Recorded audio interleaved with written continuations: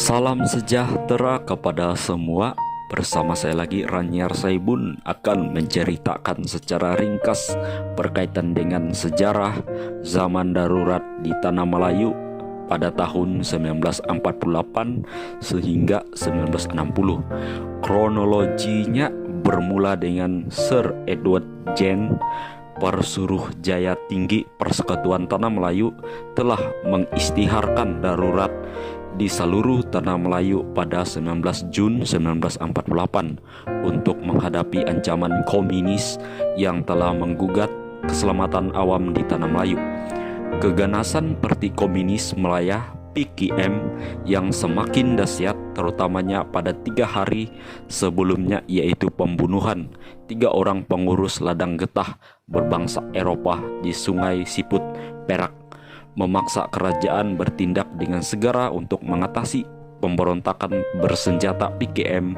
Zaman darurat 1948 sehingga 1960 merupakan satu titik hitam dalam sejarah Semenanjung Tanah Melayu karena berlakunya peperangan terbuka antara pihak kerajaan dengan Parti Komunis Melayah yang turut melibatkan semua lapisan rakyat Tanah Melayu. Dalam tempo sepanjang 12 tahun tersebut, kerajaan Tanah Melayu telah mengatur pelbagai strategi dan langkah-langkah untuk menghapus pemberontakan bersenjata oleh komunis. Zaman darurat telah diistiharkan tamat secara rasminya oleh Tunku Abdul Rahman, Perdana Menteri Persekutuan Tanah Melayu pada 31 Julai 1960. Namun demikian, ancaman PKM masih wujud dan berterusan di sempadan negara Thai Malaysia. Tetapi kekuatannya adalah terhad. Tambahan pula, Angkatan Bersenjata Malaysia dan pasukan keselamatan telah berjaya menyekat perkembangan dan propaganda PKM. Dengan itu, PKM tidak lagi menjadi ancaman utama kepada keselamatan Tanah Melayu. Seterusnya, pada 2 Desember 1989, PKM telah menandatangani perjanjian perdamaian dengan kerajaan Malaysia di Hat Yai, Thailand. Dengan itu, perjuangan PKM untuk mendirikan sebuah kerajaan komunis di Malaysia secara rasminya pun berakhir.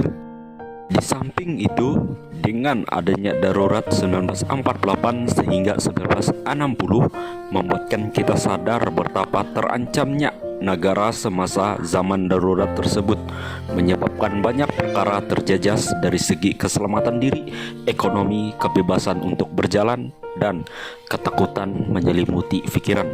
Sehubungan dengan itu, membuatkan kita waspada di hari ini untuk tidak mengulangi peristiwa tersebut dengan meningkatkan benteng keselamatan negara dengan menjaga sempadan dan berusaha meningkatkan kualiti pertahanan negara agar setiap pemberontakan atau keganasan dari pihak luar ataupun dalam negara dapat diatasi dengan mudah tanpa melibatkan nyawa.